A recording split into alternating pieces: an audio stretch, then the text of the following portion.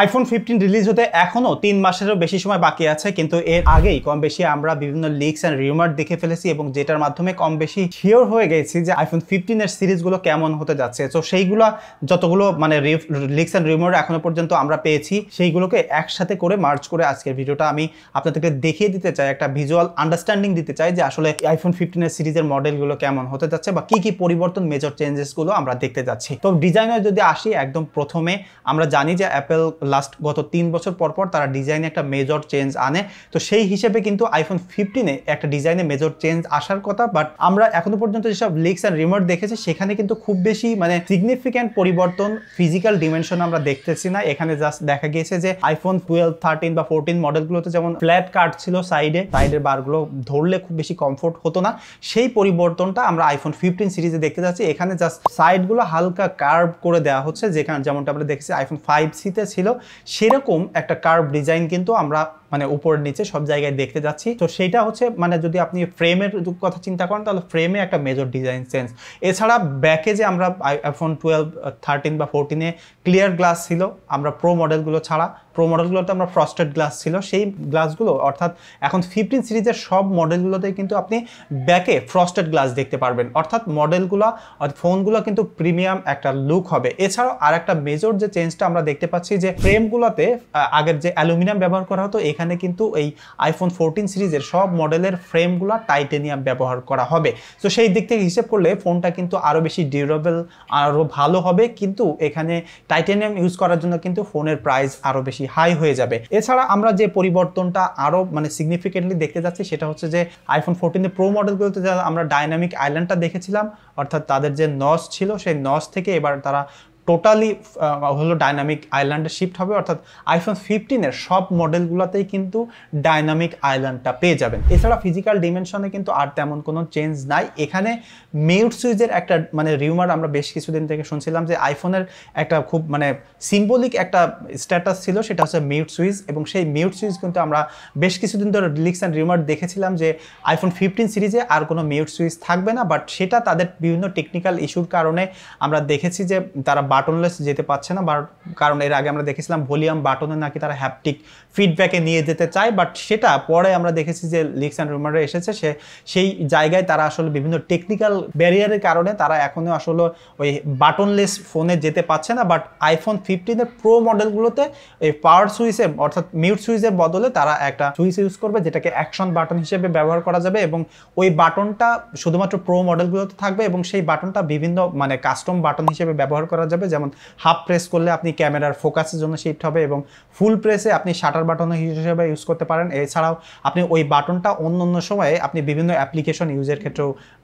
ওটা কাস্টমাইজ করে নিতে পারেন, যে ওটা দিয়ে হয়তো কোনো সার্টেন অ্যাপস আপনি কাস্টমাইজ করে দিতে পারেন, বাট সেইটা শুধুমাত্র আইফোন 15-এর প্রো মডেলগুলোতে আসার সম্ভাবনা এখনো পর্যন্ত রয়েছে। এছাড়া চার্জিংয়ের ক্ষেত্রে সব থেকে যে পরিবর্তনটা আমার মনে হয় যে অ্যাপেল ইউজাররা মাস্ট ওয়েটের যে ফিচারটা ছিল যে টাইপ সিতে শিফট হওয়া, এবং টাইপ সিতে শিফট হওয়ার কিন্তু অ্যাপেলের উচিত ছিল আরও আগে, কারণ তারা যে অ্যাপেলের ম্যাকবুকগুলো ইউজ করে বা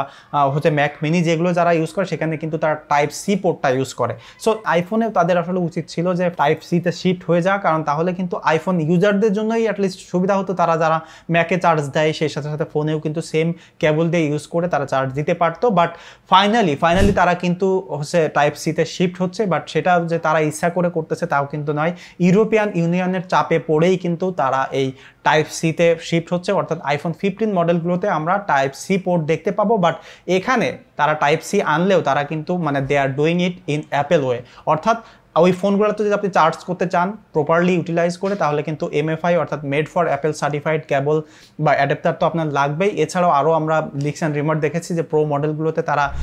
স্পিড বেশি রাখবে এবং নর্মাল মডেলগুলোতে স্পিড ডেটা ট্রান্সফারের স্পিড কিন্তু কম থাকবে। সো সেটা হচ্ছে একটা ড্রব্যাক থাকবে। বাট ফাইনালি যে অ্যাপেল ইউজাররা টাইপ সি পোর্ট পাচ্ছে এটাই আসলে এই সময়ে এসে তাদের জন্য কপাল ভালো যে অ্যাপেল আসলে ইউরোপিয়ান ইউনিয়নের চাপে পড়ে করলেও তারা এই যে ফিচারটা করতেছে সেটা আমার মনে হয় যে মানে মিলিয়ন অফ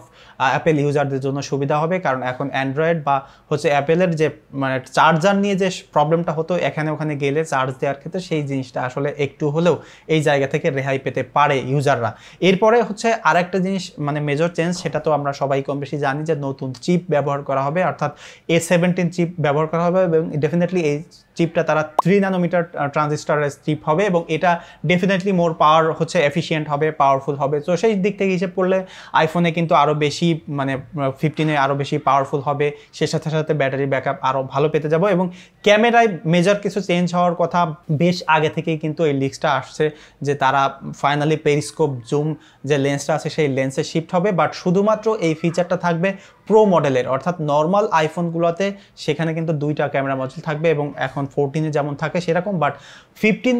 প্রো এবং প্রো ম্যাক্স বা আলট্রা এই মডেল দুইটাতে কিন্তু তারা পেরিস্কোপ জুম ইউজ করবে এবং এই জুম লেন্সটা এমন এখনো পর্যন্ত যে লিক্স অ্যান্ড রুমার পেয়েছি সেখানে 6x বা 10x থাকার পসিবিলিটি আছে, অর্থাৎ স্যামসাংয়ের যে 10x লেন্স আছে সেই লেন্সের সাথে কম্পিট করার জন্য তারা ফাইনালি আসলে এই পেরিস্কোপ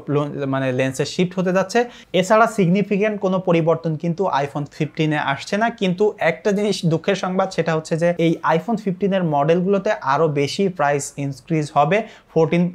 সিরিজের যে দাম ছিল তার থেকে আরও বেশি টাকা আসলে আইফোন ইউজাররা